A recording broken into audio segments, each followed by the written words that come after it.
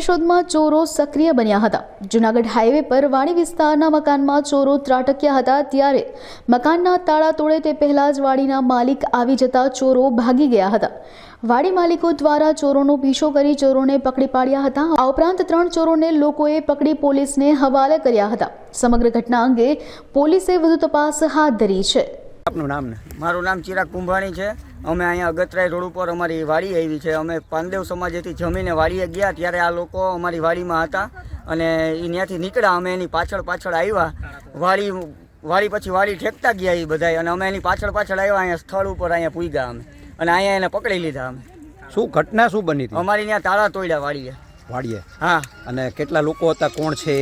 ત્રણ જણા હતા। હા, ને એ લોકોને તમે અત્યારે પકડ્યા છે? હા। પોલીસને જાણ કરી છે? જાણ કરવાની છે, આગળ કરી દીધી। હા હા। અને તમારો મુદ્દામાલ કઈ ગયો છે ઘરની અંદર કે નહીં? માલ ગયો નથી, અમે એને પકડી લીધા।